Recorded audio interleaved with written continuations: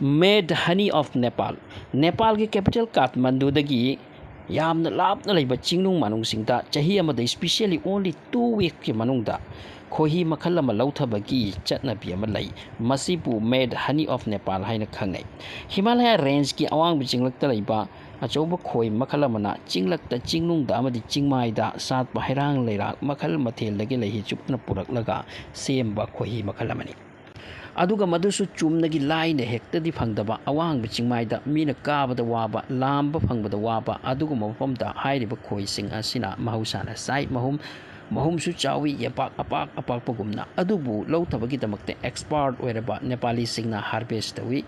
hairiba khohi asida makalamagi toxin yauri chabada yamna hawi sini adupu mayak batum akoi koi siga khara khetnai adupu madu cha thaknorba tungda yu na ngauhan bagum ngauhalli aduna masibu made honey company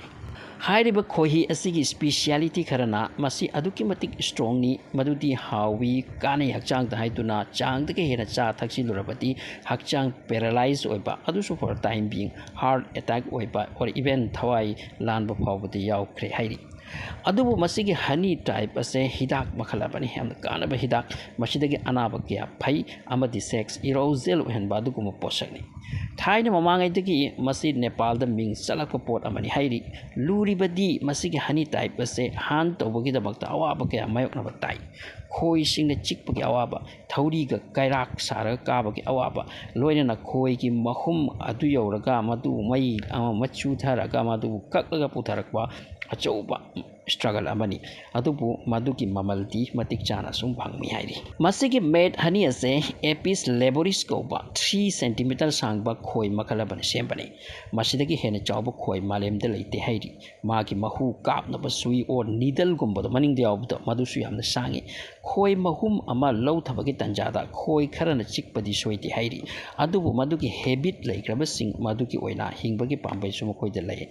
han badam khoi na khoi mahum adugi makhadagi maibun ama chukhatli adugi mai adugi maiku phangbada khoi sing asi paithokna ba masigi khoi makhalasina makoigi mahum singsu onthokna danger oiba around 100 meter mukwang mofam da sagal lisini masigi khoi asi lautabada honey hunter singki thawai chatpasu yaukre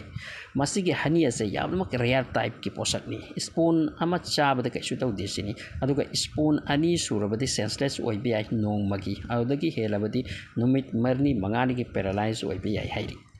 made honey thiba Nepali hunter singna ching amadagi ching amadi satlaga kadai da lei thidokpa tai masigi damakta makoi team oina satli hairi thabak ase tawdringai mamangda makoi ne yen ama sacrifice tawi aduga prayer ka tawra matungda khohi lau thabagi thabak tawi sini aduga yamna luri bati nongju tha ki matamdana masi harvest tawi aduna ka bokot basu yam waba tanjada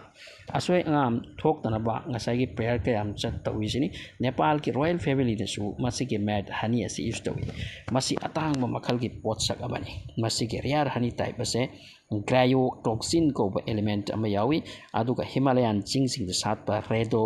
dendron ko ba laiki laihi dagi lakpa ko hini aduga kg amagi mamal $400 muk yoli masibu charba sing hai normal aikoi khohi asiga taste khara khet ai haidra Nepal da masi angak pani aduga tourist sing na lap de lak laga made honey harvest karam tawi masigi taste karam tawi hai basi ngasi chahi ke hadaki yeng duna lak nari hairi